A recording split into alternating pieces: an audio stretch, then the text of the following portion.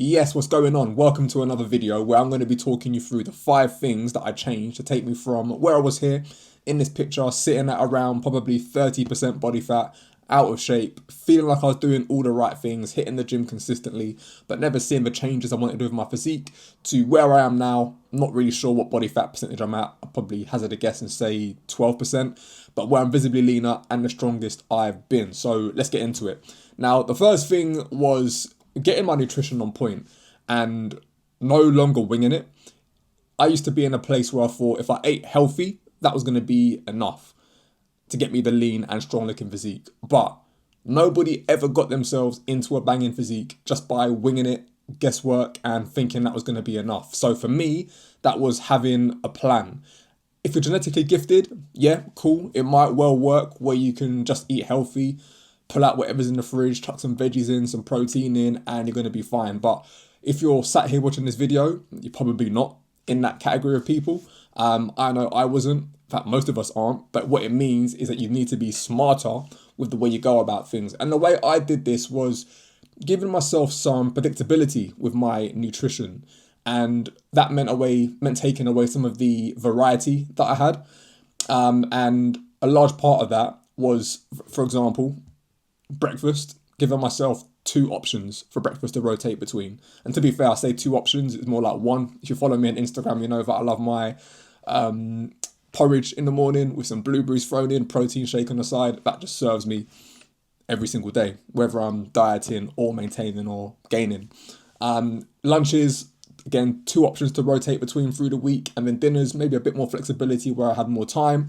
3 to 4 options that I'll rotate between. And what that does is it creates a menu for yourself where, look, you're making thousands of decisions every single day at work.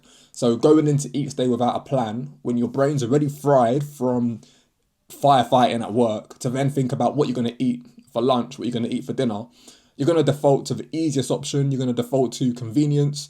In my case, sometimes that would be looking in the fridge and thinking, don't know what I'm going to eat, even though the fridge was full, and ordering a takeaway because it meant I haven't got to think. So giving yourself that plan takes away that problem of not making new decisions in the moment when your brain's really frazzled. So give yourself that structure. And I do this with my clients. We call this the meal map method, where together we build out that very structure for them. So again, it gives you a framework to stick between day in, day out, and it takes the thinking away from your nutrition. Sticking with nutrition, the second thing that I worked on was taking a protein first approach with my meals. And I always knew about protein. That wasn't a problem for me eating protein, probably the same yourself, but eating enough, making it a priority. If you're looking to transform your physique, look like you lift when you drop body fat, it has to be one of the key things that you focus on. And that's making sure you're getting at least a gram per pound of body weight, spreading that throughout the day, because we're not trying to get into a place of where we just trim you down and you just look like a smaller, still soft version of yourself. You probably want to have muscle mass to reveal at the end of your cutting phase. On top of that, obviously we want to make sure that you're keeping yourself full between each meal, so your diet's not a miserable period of time. The first thing. And the second thing, we want to make sure you're having the building blocks from the work you're putting into the gym to hold on to that muscle mass, if not build it as well whilst you're going through that phase. So we do have some muscle mass to reveal, and you like what you see come the end of that phase, because you don't want to get to the end of the cutting phase and feel disappointed. And really, that's probably going to be the best shape you would have been in for a long time come the end of that phase. And focusing on your protein is going to be a huge part of that. The next thing, if you go into training, one of the things I used to do was, I followed a lot of fitness influencers and bodybuilders on social media. So anytime someone put a video out and it was like, this is the best exercise to blow up your chest. I did this one movement and it blew up my back. Do your side lateral raises like this to 5x your shoulder gains. I was a sucker for all of that stuff, but what it meant was I was chopping and changing things every other couple of weeks, and ultimately I didn't know where I was in my training. I was kind of winging it, and didn't really see the changes I I wanted with my physique. So the first thing I did was simplified my training, took a more minimalist approach with things. And that meant focusing on basic movements and only doing 5 to 6 exercises per session. And yeah, you don't need the complex movements these influencers are putting out. And most of these influencers, what you got to understand, yeah, is they're not in this game, or a lot of them aren't in this game to help you. They're just there for vanity metrics. They just want to see their likes and views go up so they can get a flipping sponsorship deal from Gymshark and I don't know, whatever all these brands are nowadays. There's too many of them to reference right now. But that's all they care about. If they show what they really do with their training, because they ain't doing this stuff where they're flinging, rotating kettlebells around their neck and on their knees, swinging the kettlebells around their abs and that. They ain't doing that shit. They're doing the basics. They're doing the presses, the pulls, the hinges, the squat patterns, all that stuff. The stuff that works. And they won't tell you that because it's boring, it's not sexy. But it's important for me to tell you the reality of what it does take to build your physique. And that's, when I made that change with cutting the noise, simplifying things, that's when I enjoyed my training. So the other thing that I put into that category is doubling down on your exercise execution. And something I realized with myself was I used to go in the gym and ego lift. I was trying to lift the heaviest weight possible every single week, when really all I was doing is going in there and just moving the weight from A to B. There was no intention behind the movements I was doing. It was just a nice stroke of the ego when someone asked me, how much are you benching? I'd say, 38 kilos and whatnot. And yeah, there's a little buzz, a little dopamine hit in my head, but I wasn't really stimulating the muscles in the way that I should have been. And now I don't lift as heavy as I was at that point, but I have the most muscle mass that I've ever had. And I feel the strongest I've ever built as well.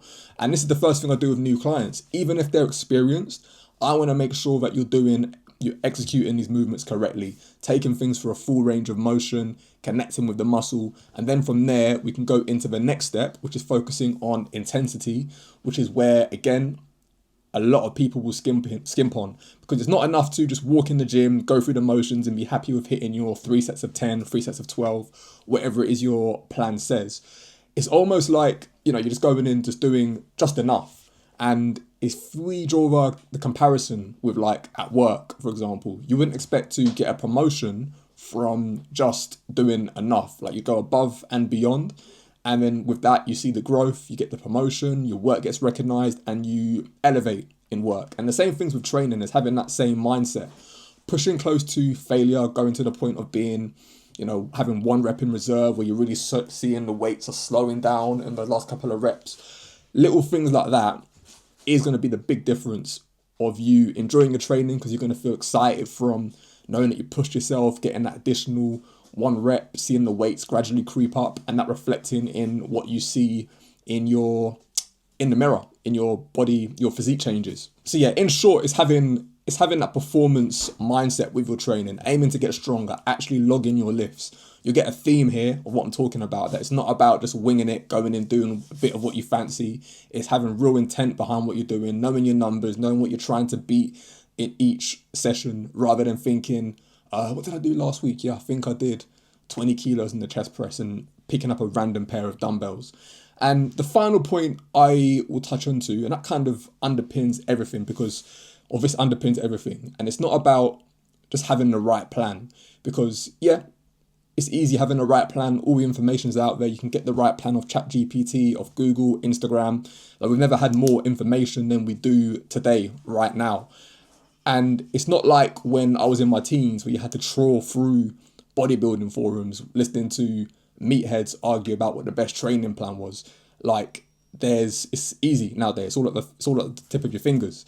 But it's about becoming if you want this to become a part of your lifestyle, it's about becoming the person who lives in the lean and strong body, because that's not going to be the version of you that got yourself to where you are right now. Same way with myself, the version of me who was probably sitting around 30% body fat, that was a result of my habits and the choices I was making. But me being that same person making those choices was never going to maintain the physique that I'm in right now. So it's embodying the person that you want to be and living that way right now. And the analogy I would use for this is having the right plan and thinking that alone is enough. It's almost like having a leak in your kitchen and then just putting a plaster over it and thinking, oh yeah, that's sorted. It's your identity. It's the type of person you want to become. It's the new choices that you're making, and that's what's going to make it become a core part of the person you want to be. And that's making choices in line with how you want to feel, how you want to look. Don't give in to temptations easily. Make choices for how you want to show up in the world.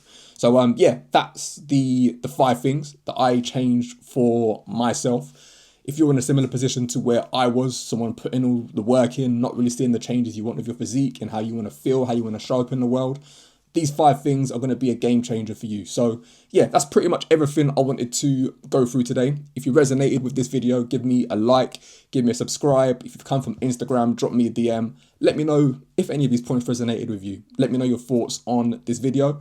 And yeah, man, more videos to come. I feel like I'm in my bag just talking to the camera like this. So if you're enjoying this, let me know, and I'll be back with another video soon. In a bit.